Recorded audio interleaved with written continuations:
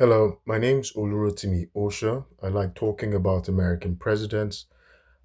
Today, I'm going to be continuing with my discussion on the language our framers used, and that's the English language. I've been discussing the evolution of the English language, and there's a reason why I've been doing that because um, guns being fired were not the first salvo or guns weren't the first weapons, the first tools that our founding fathers used. Our framers first used language, the English language. So the English language. It embodies a very powerful tool that's still being used today, and it continues to evolve. And that's why I've been going into the history of language.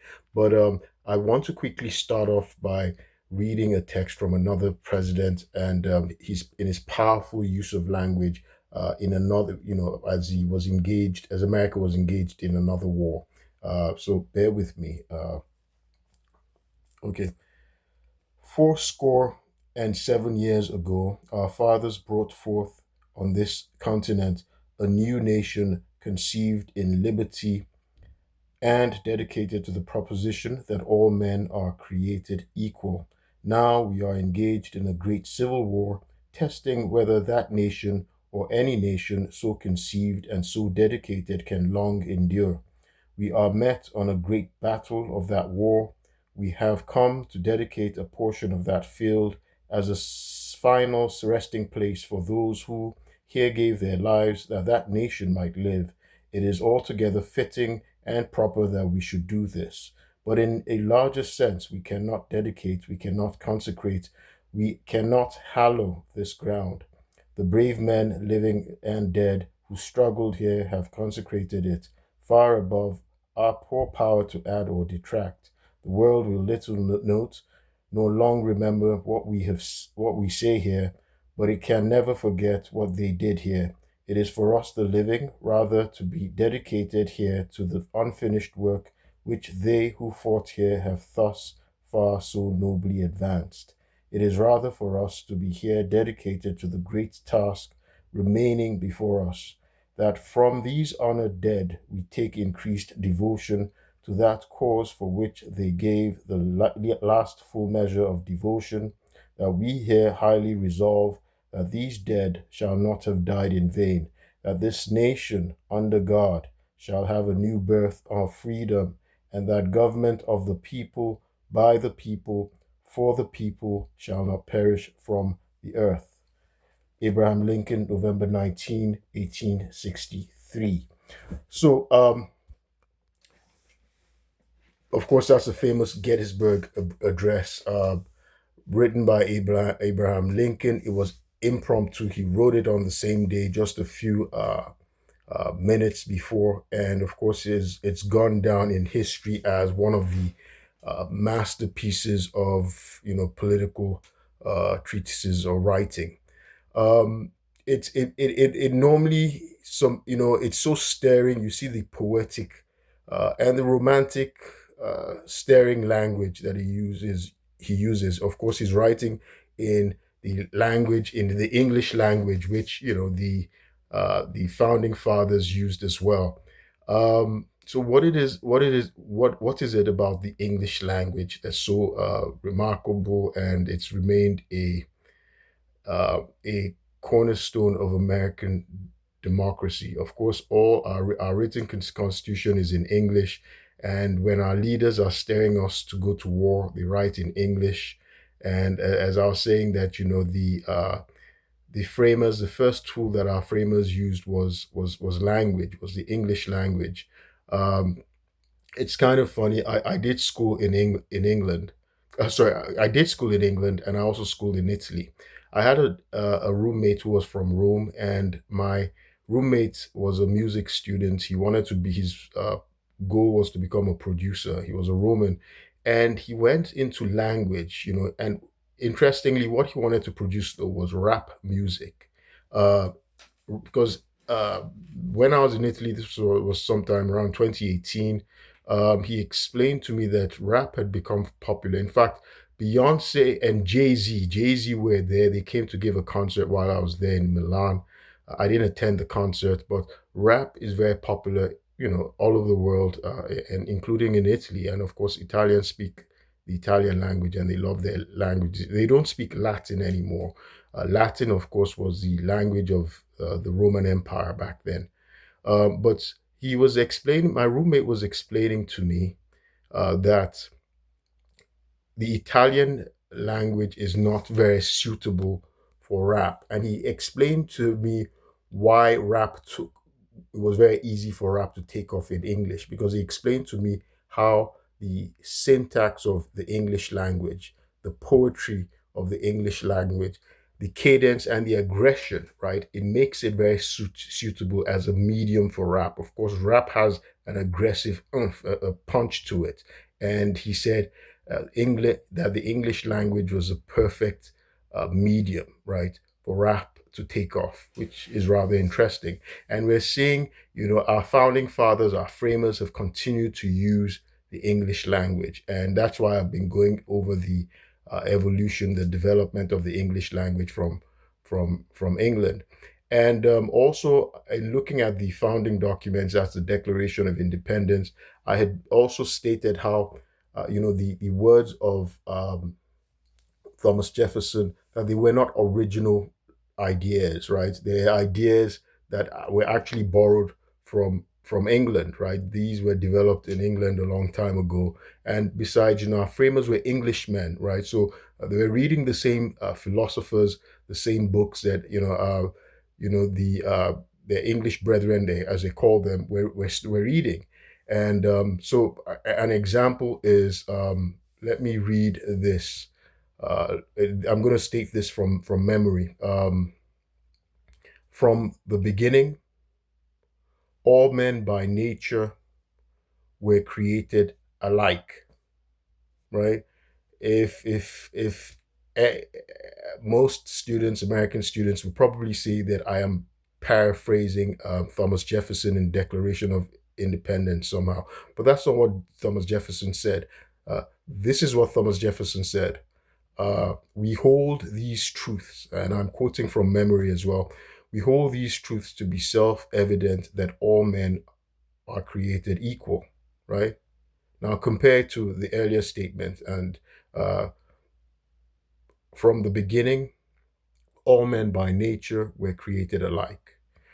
In earlier videos, I talked about how the English language has the most synonyms in the world because it was being developed in parallel with other languages. English has been described as protean. Protean means very versatile, very adaptable. So it's like a huge mass that can easily suck in a hodgepodge, any article, any new languages, and it becomes part of it. That's how the English language is. So it has so many synonyms because when it was developing in England, as I talked about early in an earlier video, it was developing in parallel um, with Norman French, right? The English language, Old English, Anglo-Saxon English was developing with Norman French. So and the Old English was spoken by the peasants, the lower class in England. And of course, the Norman French, in the medieval era, before 1100, they were the ones who were the upper class in England. They were the nobles, and they were speaking in French, right? Norman French. So uh, eventually there was a fusion. So, and then of course they were using Latin as well. And then they had other invaders who were coming, the Norsemen, Old Norse. They brought their aggressive language, their violent language. So my roommate, it was the first time I'd ever heard of English as having an aggressive tone to it. So, in my study, as I studied the evolution of the English language, I learned that the Norsemen, the Vikings who came, their language was aggressive, and so they brought aggressive elements and aggressive words into the English language in the 9th century. Words like slaughter, right, ransack, berserk, knife. These are words that came from the Vikings. Aggressive words. So the first text, right? So as I was saying that the English language has so many synonyms. What I wanted to do was in the first statement which I was quoting John Ball. His name's John Ball, and it's a statement he made in 1381 during the peasant revolt in England, and he was a priest. So instead of using alike, right? Of course, let me say it again. He goes, from the beginning, all men by nature were created alike. So instead of using alike, use a synonym. A synonym of alike is equal, right? Equal and alike, they mean the same things. Equal, similar, So the English language has so many synonyms. And the reason why I was going into how their parallel languages developing as English was evolving uh, was to show how the English language acquired so many synonyms. So it's a language with the most synonyms, of any language in the world. So substitute alike for equal. All men from the beginning, all men by nature were created equal. So you find that Thomas Jefferson, that was not, he's we hold these truths to be self-evident that all men are created equal, right? We find that that's not an original statement. He was probably paraphrasing that somebody who said it almost 400 years before him, an Englishman. It was a speech he'd used to try and rouse, to try and stir the peasants in the peasant revolt that occurred in England in 1381. And that was a political statement. So John Ball was a priest. He didn't get as lucky as um, uh, uh, he didn't get as lucky as Thomas Jefferson, and of course his statement was against the king. The peasant revolt was quashed in England, and John Ball, the priest, he was arrested, and of course he was tried and executed before the king. He was hanged, he was quartered, right? He was hanged and quartered. That means, they beheaded, quartered, they cut you up, in different parts. And all his, quarters, his parts were spread all over the four corners of England. And his head stood on a pole, at the London Bridge, as a statement, right, to any would-be rabble rousers. So the the the legacy of revolting against oppressors, right? In his speech, we see that Americans, our founding fathers, our framers, they were being consistent, and they inherited it from the English people, right? So they're legatees of that passion, seeking justice and liberty.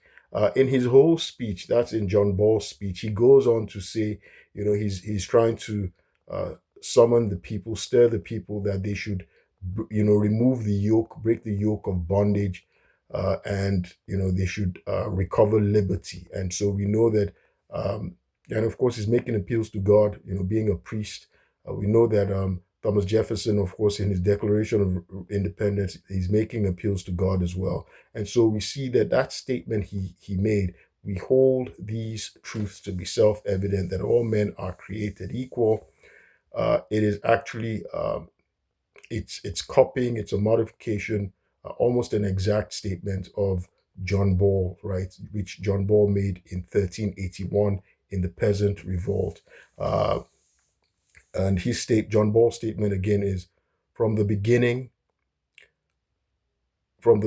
all men by nature were created alike. For his statement and stirring, the peasants, trying to stir revolt against the king. The king had him quartered, hanged, quartered, and of course his head was stuck up on a pole. Of course, Thomas Jefferson and his collaborators, the other framers, they did win independence from the English crown. So, and mind you, the statement I read from Abraham Lincoln, the passage of that Gettysburg Address, he ends it with government of the people, by the people, for the people, shall not perish on the earth, right? Many people attribute that statement to Abraham Lincoln. That's another president of ours, and he's my favorite president, Abraham Lincoln. He was a great writer as well. He learned to read from the Bible, right? And I'm going to continue. uh, I'm going to do a summary of my discussion on the development of the English language in England. So Abraham Lincoln, I read several biographies of him. I used to read about him a lot when I was a kid, and he learned to read from the Bible.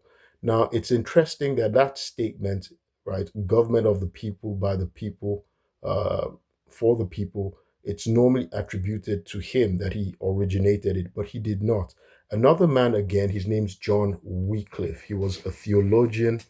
Um, John Wycliffe, in 1384, he wrote in his Bible, this Bible is for the government of the people, by the people, for the people. Exact in this. So you see the structure is arranged exactly as Abraham Lincoln arranged it, as he used it in his speech. So Abraham Lincoln was also quoting um, a statement from John Wycliffe. Wycliffe, he created the first Bible written in the English language. Um, that he wrote that statement in 1384. It was found in his Bible, and of course, uh, this created a lot of conflict because the Catholic Church was one, right? The Prior to the schism, the Great Schism, and the Reformation and the rebellion of Martin Luther, the German, uh, the intransigent German monk, right, who nailed his 95 thesis to the wall, accusing the Pope and Rome of corruption. Before that, only priests could read the Bible, and the Bible was not allowed to be translated in vernacular, right, in the language of other people. And so John Wycliffe's action was sort of a rebellion. It was sort of a rebellion against the church, the Roman Catholic Church, because uh, only priests could read the Bible. They didn't want the lay people, common people, to read the Bible, right? And so, but John Wycliffe, and he had been actually being a collaborator with John Ball, of course, who led the Peasants' Revolt. So education and erudition, that was it was within the purview, right, of the priests back then. It was the priests who read, who were scholarly. Of course, they were monks, and they were the ones who, uh, in fact, prior to printing, they were the ones who wrote the script. So it was a very painstaking process. They would handwrite things, the Bible and things like that. And so the Bible that was being used was the Vulgate translation. It was in Latin, right? And so we know that the Catholic Church till today has a tradition uh, of you know organizing its sermons, its procedures, its rules, everything in Latin, right? Still today, Latin is still the language they use. That's the Catholic Church, and so Wycliffe, right, he thought that he wanted to make the Bible accessible to everybody and in their language. So he decided to write the Bible in the English language. So he used Middle English, right? He used because Old English, that's Anglo-Saxon English, was from let me see, it was from 500 to 1100, about 600 AD to 1100 AD. That was the era of Old English, and from about 1100 to 1500 was Middle English. So uh, in the 14th century, the Wycliffe's Bible was written, so it would have been written in Middle English. And from 1500 to 1700, that's the early modern English. We also call it Shakespearean English. That was the era of William Shakespeare, which is closer to what we use today, so we can recognize it. It had taken its structure, its phonetics, and things like that we use today. So So this was what I just wanted to do today, because I'm going to do another recap of the evolution of the English language in England, because our framers used language effectively as a tool, and we could see how the English language has been successful in rhetoric. Our founding fathers used it.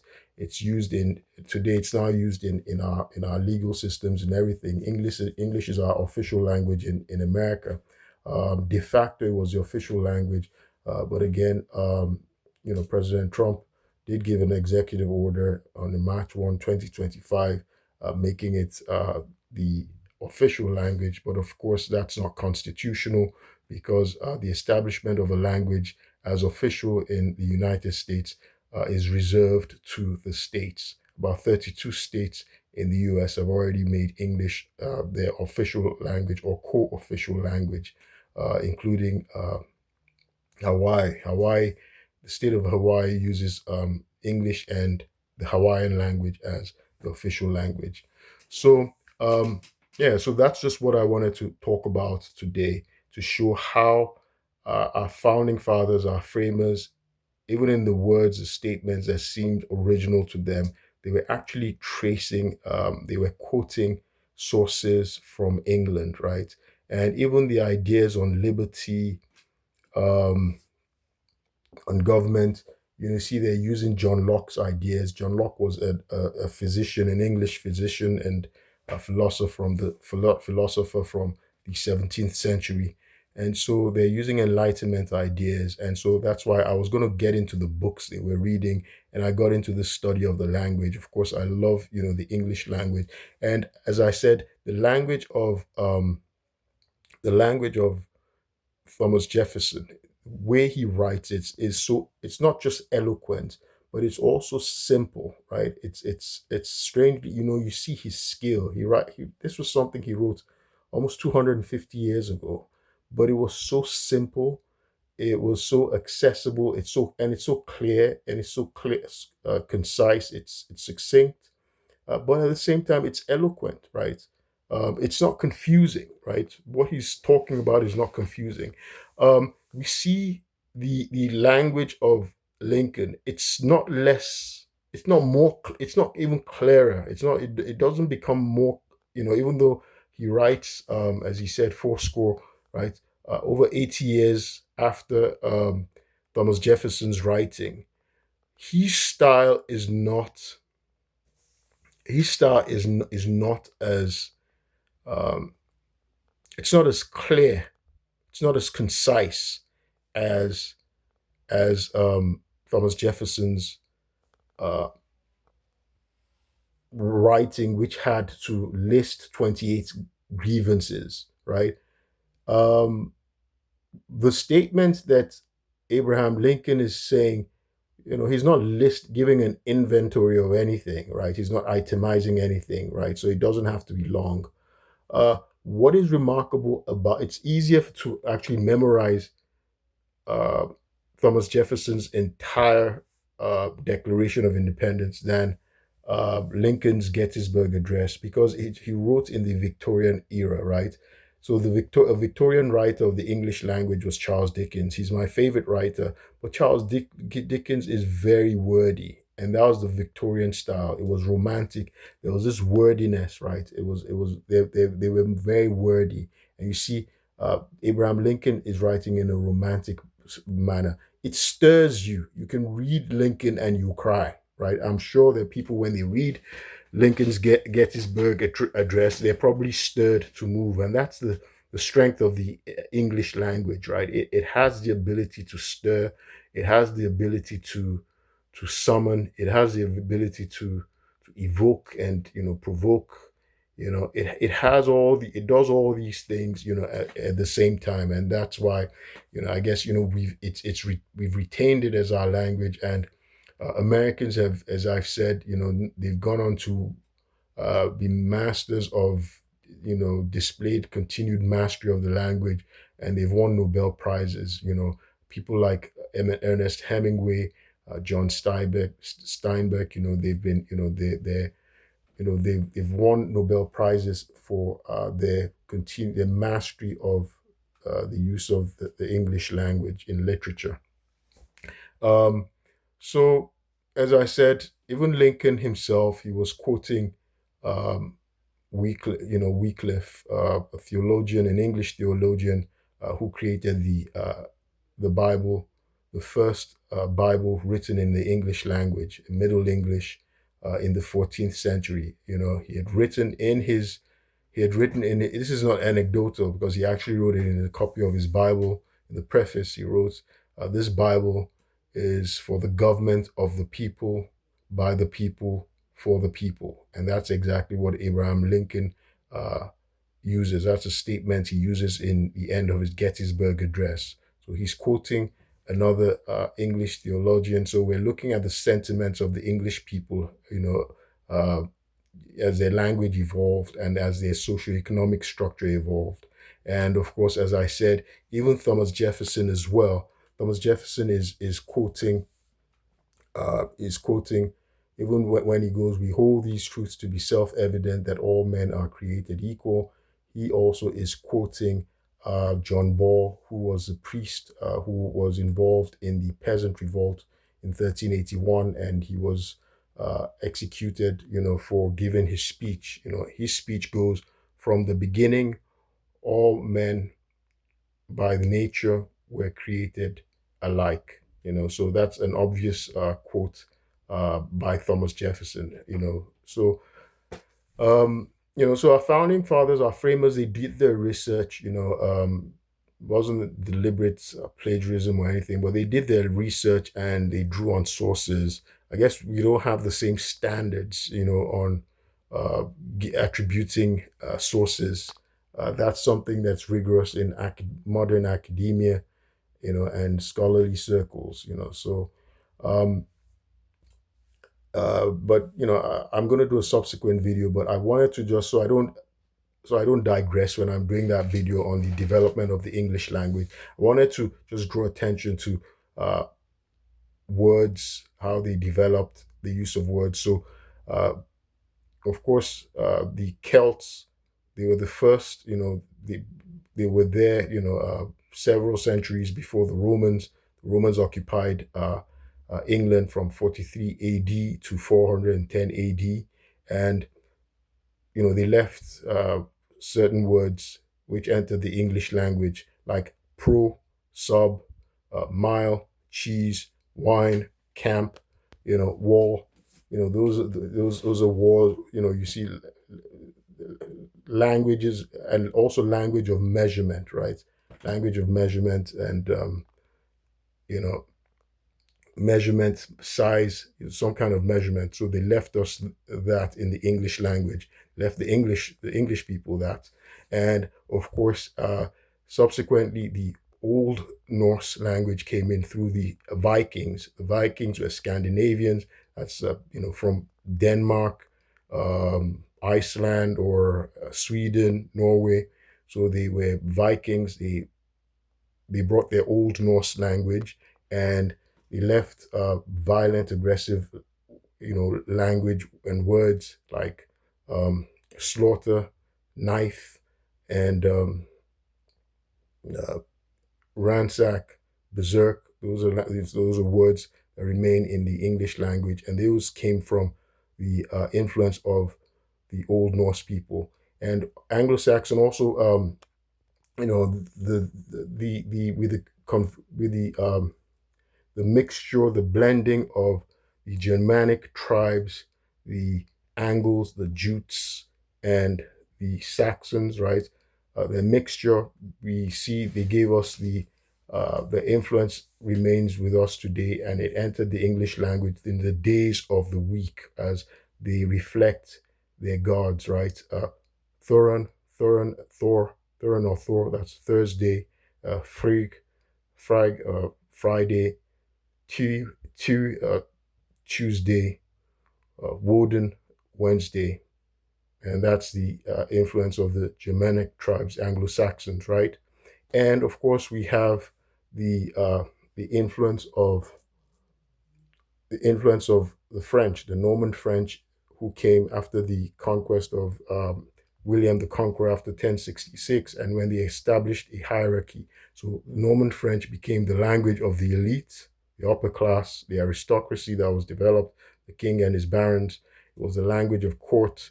It was the language, and a parallel language developed. So while the peasants were speaking Old English, we're speaking Anglo-Saxon, we're speaking English. The upper class in England were speaking French, and of course uh,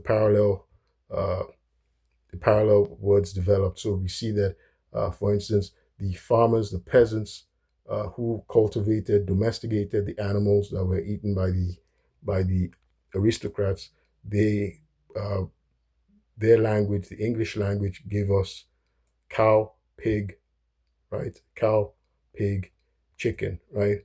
But the aristocrats, the French who ate the food, they gave us French words. Uh, instead of, so for pig, they gave us pork. For cow, they gave us beef. For chicken, they gave us poultry, right? So those were French words. So you see the development of the parallel language. And of course, in terms of the government, it was the French language, right? They used the French language in terms of the government in education as well.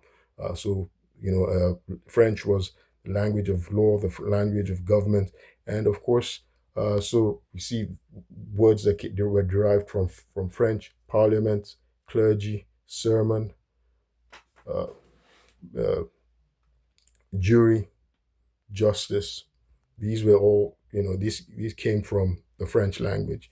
And we see the use of synonyms because of these multiple languages that were developing. Latin remained the language of record. It was the language of record, the language of courts, the language of record, even though French was spoken and French was the language of the aristocrats, it was the language of merchants. So we see a word like law came into the language from the Old Norse, right? The Old Norse language, law, which means fixed or to lay down. Log, it eventually evolved. And in the Anglo-Saxon language, it was lawita, right? Lawita, which is lawyer, lawita, which is lawyer today. And the synonym in French was attorney, that's attorney today, right? Which means to assign, to appoint, to represent, to speak for someone, attorney. And of course, its Latin equivalent, because Latin was the language of record that was being used then. Uh, Latin, of course, is advocatus, which is advocate, that is to call to aid. So you see the development of the English language, and how it developed a lot of synonyms, and uh, we get into the past the Middle Age era, and we go into uh, what was called the early modern English era, or the Shakespearean era. Prior to getting there, of course, the Great Vowel Shift occurred. The Great Vowel Shift, and where a diphthonging occurred. That's where vowels, where stretched out vowels were shortened. For instance, in the pronunciation of a word like beat, beat, which was the Middle English way, beat, right? The the W was removed and shortened into an I, so it became bite. So beat became bite, right? And a word like knief, right? The W was removed. The knief W was removed, and then it became, and the K, the pronunciation of the K became silent, and it became knife, right? So knife became knife. And the standardization of the writing is another matter. I'm going to do a subsequent video, and I'm going to explain all these things. So I just wanted to talk about the words, that some of the words that at least I know, I'm aware of, that I know entered the language today, so that when I'm doing a subsequent video and I'm just talking about the history, I don't have to elaborate on the words. Um, Additional words that came from Old English, that were Anglo-Saxon, of course, include us. Us, I guess it was us. Yeah, it would probably be pronounced us then. Um, hour, it would have been pronounced ur, spelled ure. By the way, Anglo-Saxon was written in runes, right? It was written in the rune uh, style of writing, and it's no nobody writes in rune anymore. It's been lost. Of course, archaeologists just have like copies of how rune was written. Of course, now we use alphabets, which with the development adoption of the Latin and Greek, and eventually, the English language, developed its own alphabets. So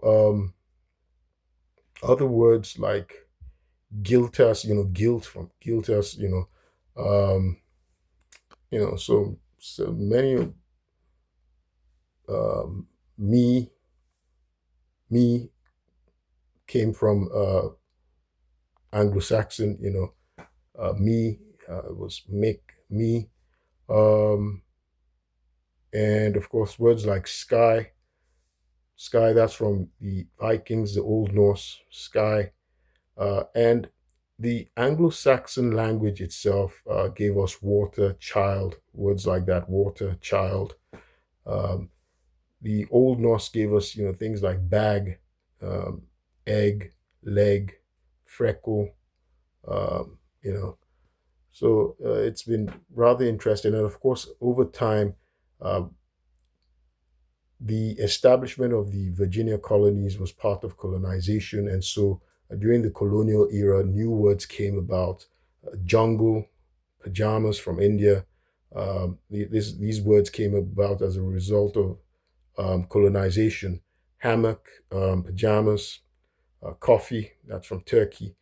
We also got, um, because of the British interaction with Arabs, Arab words that also came into the English language. Algebra is Arab. Alcohol is Arab. Checkmate is Arab. Tariffs is very, the popular or infamous thing today in America. Tariffs is actually Arab. So see how the English language just, it pulls, absorbs, it's versatile, it's protean. Protean is the word, and it continues to evolve, and it remains in English, and it just absorbs more words, and it's adaptable. Um, as I mentioned, there are also words that came from Nigeria. Not Nigeria specifically, from Africa rather. Chimpanzee, zebra, uh, uh, trek. These are some examples of words that came from Africa, and they're words that, of course, came from Australia, kangaroo, uh, from China, tea, Turkey, coffee. So words from all over the world, and of course, they're words, names of people, and even objects in the Americas, from Native Americans. They entered into the English language as well. I'm going to stop here now. My name's Olurotimi Osha. I like talking about American presidents, and I also draw attention to the color of law violations, pivoting on subordination of perjury and fraud on the court.